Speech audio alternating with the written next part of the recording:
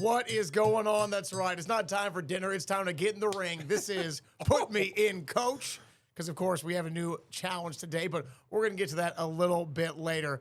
Jesse, brother, we are a few days away from the Super Bowl. How do we feel about not having the Chiefs in the big game this year for once? Well, I've already accepted that. And it's been nice not to have a 3-hour stress fest every other weekend, you know? So that part's good. And it's just good. We go in carefree. You know, carefree, don't care who wins, just care if my bets hit. That's where I'm sitting at. Amen to that. People are like, who you rooting for? My wallet. That's right, my wallet and my stomach, because them Super Bowl snacks, now that we can enjoy eating them and not have to stress eat, I can't wait. Oh, yeah. Yeah, a lot of stress eating, tons of carbs and trans fats going straight to my thighs. By the way, how do we not make that a topic? We don't have our favorite Super Bowl snack? Come on, man. If we can get to, I'll just give you one right now. It's wings for me. I mean, it's pretty common. A traditional man of such Yeah. good taste. Besides that, give me potato skins. I'm looking for that as well. Meat and taters. Give me the buffalo chicken dip. Gotta have it or ain't a Super Bowl party, baby. He's a dip guy. That's okay? right, big dip. We only dip once, though. We respect the dip. We do not double dip unless it's my own bowl. Thank you. That's fair. That's fair. Let's talk Super Bowl, Chris. We'll start there. Seahawks, Patriots, Sunday. Sunday. All right. So it should be a pretty good game, I think. It's the battle of the Mikes.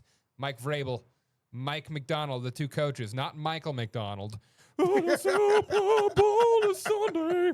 Not Michael McDonald. Love us some yacht rock. I mean, I guess I'll ask, I know I just answered it facetiously by saying I'm rooting for my wallet. Who are you rooting for, and who do you think is going to win, I guess? Maybe that's the same question. I mean, look, right? My heart says I want Seattle. I really do want Sam Darnold to finally write the closing chapter to what began as an awful start to his career. You know, he goes from USC to the Jets and just pretty much falls off in obscurity. And then, kind of like his predecessor, Geno Smith says, they tried to write me off. I didn't write back. So I would love to see him be able to win this game and full circle moment say, hey, just because you counted me out, I didn't go anywhere. So we love sports. We love overcoming adversity. This Super Bowl is Sam Darnold's to win or lose. Yeah, I think I like the Seahawks too as far as rooting interest goes. I really think the Patriots are being counted out in a big way. Really, though? I think they are. I think everyone I've talked to has said, I kind of echoed this last week a little bit of people are kind of not giving the Patriots a chance. I feel like everyone's picking the Seahawks to blow them out because of the Seahawks have been pretty good this postseason, and they put up a lot of points. But, I mean, yeah, I'd like to see the Seahawks win it. I think it'd be cool. I mean, you know what's weird, though, Chris? Awful funny how without the Chiefs in the game, you don't hear allegations of it being, rigged. Yeah, because the NFL rigged it up to make sure youngster Drake May and journeyman Sam Darnold are the marquee matchup there. Well, you know social media is going to be aflame when the first odd pass interference call is going to come late in the second half, and someone's going to go, see, the point total was this, the spread was this, the fixes in New York's all over it. We know what's coming. No doubt about it. Well, it's possible. I'm also, I'm a bettor on the Super Bowl, especially. It's the most fun, one of the most fun parts about the game for me. Course. I do want to talk about that in a minute. Before we get to our bets, though, we're each going to bring 3 to the table here to talk about. Is there a certain player that you're watching in the game here that you think is going to be the big difference maker? For me, I'll go first on this. Okay. I think it's for the Patriots. I think it's going to be Ramondre Stevenson. Running back, huh? Yes. Wow, okay. I'm not saying he's going to win MVP, but I think Ramondre is the player to watch here and they have really fed him a lot during the postseason. The youngster, the rookie, Travion Henderson, has not gotten a lot of run. Yeah. Maybe it changes now that we're in the Super Bowl. But I'm looking at Ramondre to set the pace for the team because I think we'll have some jitters behind, under center for both teams a little bit. For the Seahawks, I mean, it's JSN all day. He's hard to say, hard not to pick him, right? Yeah, but I think both running backs too, though. I mean, Kenneth Walker, I just have a good feeling about the run game being strong in this game for both teams, like leaning on them both heavily. Well, it's a great transition because I am going to go with the other running back from Seattle. I think Zach Charbonnet is the guy. I mean, Injured. dude is a load. What? Injured. Oh, He's injured. so I got to go with Kenneth Walker. Got to go Kenneth Walker. Oh, okay. Well, there George you go. Halani, though, is the backup, George Halani. whoever that is. So, Okay. All right. Well, there you go. Well, give me Kenneth Walker then, because I believe that the running back game is right. Again, this football is all about the quarterbacks, right? It's been that way for the last 15 years now.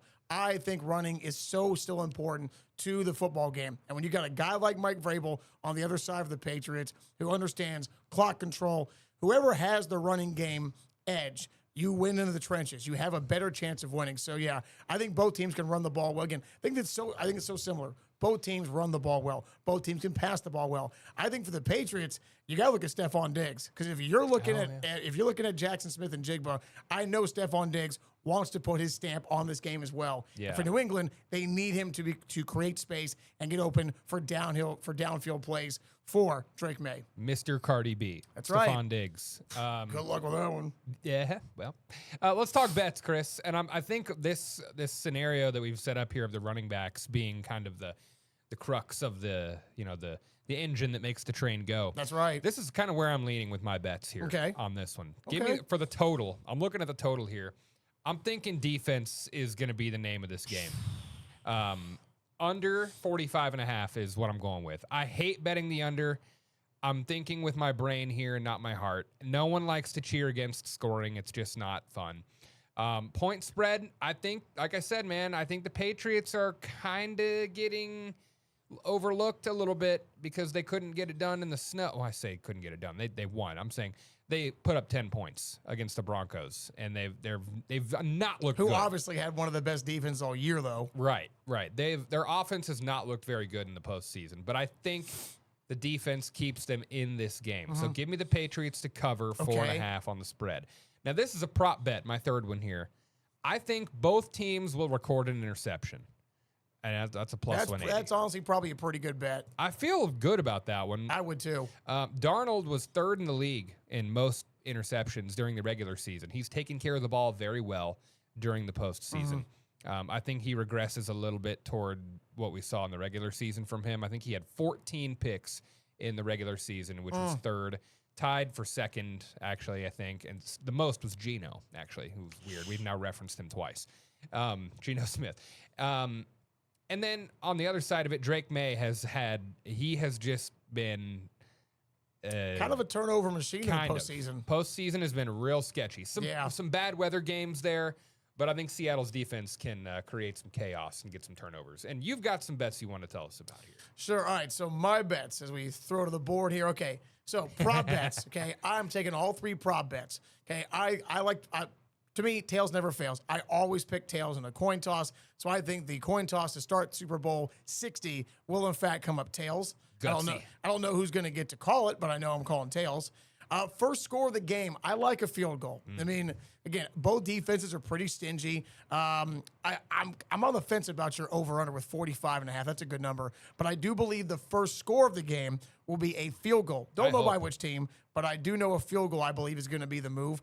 And the first half winner. Give me the Patriots to take the first half lead into the locker room of Super Bowl 60. Will they hang on and win it? I don't know. But I think they're going to be leading when we hit the halftime buzzer. Should we hold hands? Because, you're... And sing Kumbaya? Yeah, your first score there being a field goal feeds into my under that I need, and your first half winner of Patriots feeds into the cover that I need. So. I'm just saying. My man. I love to hear that. I don't know if Mike in the back there brought s'mores, but I'm down. Mike? Yeah, let's go ahead and figure that out. Let's sing some Kumbaya, as Chris, around the fire.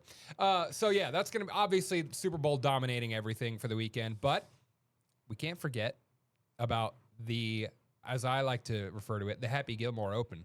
The craziest weekend in golf. The second best golf tournament of the year, aside from that at Augusta. That's right. Waste Management Open starts today. The People's Open. The People's Open. If you smell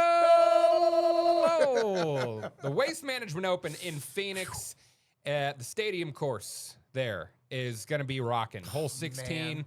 They open the gates today. People race to go get their seats so they can just, sit down and watch people try to put one close or in at 16 for the hole in one. Did you see Travis Kelce playing the Pro-Am yesterday? Dude, absolutely with a dime at the flag. Yeah. What a shot. Travis Kelce put one within like 10 feet of the hole yesterday at the hole. I did not think his game was that good. I really thought he was more of like a kind of like a Gronk kind of golfer, which is too big to swing a club. But that swing, nice result. It was sweet. I've actually watched more of Travis Kelce golfing than I care to admit, because he and Mahomes have been in some fun tournaments that I've watched over the years.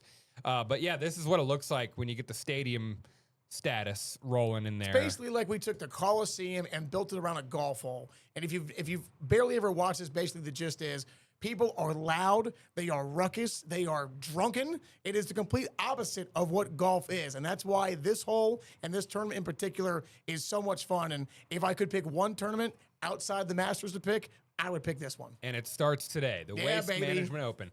Going to be awesome. I can't wait to lock in on that for the weekend. I have no idea who would be the favorite. I know Justin Rose coming off a big win Scotty last Scheffler, week. of course, 2 weeks ago. Yep. So some of the familiar names already winning some tournaments out in the PGA land this year so far. So good season for us there. When we come back here on Put Me In, Coach, big week in the NBA, and there is a lot to cover there. So we're just going to talk about a few of the big trades that happened in the NBA. The Cardinals making a big trade of their own just before the season starts in St. Louis. Also, some Bears baseball media day here locally, and our Put Me In, Coach challenge of the week. We better hurry up. Got a lot to talk about. We'll be right back. See ya. All right, we're back on Put Me In, Coach. We got a lot to get to in this second segment. We're just going to keep it on rolling here. NBA trade deadline, big week in the league, and pulled together some of the bigger trades out there. The deadline is not up yet. It ends today. These are the big ones. The Mavericks move Anthony Davis a season after getting him to the Washington Wizards. It was an 8-player deal, including sending Chris Middleton and others back to the Mavericks. The Clippers moved James Harden to the Cleveland Cavaliers in exchange for Darius Garland and a second-round pick. Maybe the biggest thing to me is a trade that is not going to happen. The Bucks are telling other teams they are not moving Giannis Antetokounmpo. Well, one of the best players in the league, still 31 right now. So, interesting. OKC, the defending champions, people are saying, oh, they're kind of slumping. They're not shooting very well. They're still 40-12. I was going to say in the West. They're 20 games over 500 or more. Yeah. They have gotten they got Jared McCain from the 76ers for a boatload of picks. So a young shooter there to help them out. And then the Celtics getting a big man to come in and help. Nikola Vucevic. I always mess that one up. How about Vucevic. How about Vucevic? Vucevic. There we go. There you go. My Eastern European dialect. Clearly not a hockey or tennis fan. No, it's not helping me there. Of these moves, Chris, is there one that sticks out to you that makes a lot of sense? I mean, I would go 1A for me is the Clippers shipping James Harden to Cleveland, right? Cleveland having somewhat of a down year, also dealing with injuries. But you pair him with the Spider in the backcourt. I mean, that backcourt is going to be absolutely lethal. And, the Knicks and other teams in the East aren't going to like that. But I think you're right. I think the biggest move is what didn't happen is Giannis staying put in Milwaukee. Because I thought for sure the Bucks were going to give up Giannis for a boatload of picks and some star players. And instead they said, you know what? Let's keep the main attraction here and try to keep this thing building around him. But again, at 31, bro, after 30, we know the slump and the decline is very fast. For a big man, especially. Especially him. Yeah, I actually thought, I saw a great theory out there the other day that Giannis to the Trailblazers would make a lot of sense to give them their picks back. Because if you remember, the Bucks traded to get Damian Lillard. That's right. That didn't work out. So they have no picks for their future. So they got to do something. I'm surprised about that. But I like the James Harden trade. I mean, he's older and he's got a big fat contract. Yep. The streets are saying maybe they'll try to get LeBron to come home for one more year after this. I don't know. We'll see. God, just retire already, bro. Know. Yeah. Well, we're waiting for it. Who knows? Who knows when it'll happen? Speaking of trades, St. Louis Cardinals finally did something, maybe not what fans wanted, Yeah. but the Cardinals have traded Brendan Donovan to the Mariners. And, this is just going to free up some playing time for some of those younger guys out there that maybe some of the guys we've seen in Springfield in recent years here. So, I don't know. I don't know how Cardinal fans are feeling about this, but the rebuild seems to be fully on. I mean, look, right? This is now the second, third Gold Glove player that we've had on this roster that you've now traded away. I get it. I get the whole youth movement. And I've said this before many times publicly. The Cardinals' worst issues that they've had is that their minor league system is getting built back up, which is great. But they've got so many position players like a Brendan Donovan or a Nolan Arenado or others that you can't just kick out. So what do? You trade them. So I do agree with you. I think this is a great solution to let all this minor league talent between Thomas and JC, and just so many guys that we've covered here in AA that have now moved on, they're going to get a chance. But again, going with your youth movement is going to bring a lot of growing pains. And even though we've been around 500 the last couple of years, it could take a more steep hit this year. Then again, it could surprise everybody, and Kyle Bloom could be a genius because the young blue blood birds are going to play out of their minds. Who knows? Yeah, and add Donovan to the list of a big list of players who have been shipped off. Arenado, Wilson Contreras, Sonny Gray also. So, hey, shedding some payroll and getting the young guys up there. And the Cardinals don't even spend near what the Yankees, Dodgers, or Mets do, and yet we're shedding payroll. Yeah, it's kind crazy. of an oxymoron there. Yeah, maybe they're gearing up for next year's free agent class. I would need to dig into some of the names that are going to be available. But less than 2 weeks to spring training, moving Brendan Donovan for the Cardinals. Yeah. Going from the big leagues to college ball. Yep. Missouri State Bears baseball had media day recently, Chris. Yeah, they did. Yeah, they had it on Tuesday. And so, of course, head coach Joey Hawkins spoke to the media along with Caden Bogenpole, Max Knight, and a few other standouts from this team. And here's the deal. First season in Conference USA, changing from the Valley. And from what I've talked to, from Coach Hawkins to former head coach Keith Gutton, the top six in the Valley are as competitive as the top six in CUSA.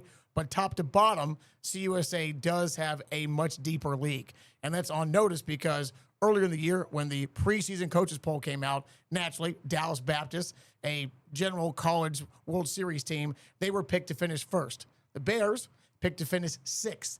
But again, polls are polls. They don't write the story. They don't play. They don't hit. They don't run. They don't throw. So let's pull up and hear what Coach Hawkins had to say about what he thinks about the Bears being picked to finish in the middle of the pack this year. What's funny about voting for preseason polls is, especially this year, I had no idea what I was really voting for. And I'm sure the other 11 teams in our league maybe felt the same about us. So preseason polls, they are what they are. Don't put a ton of stock in them.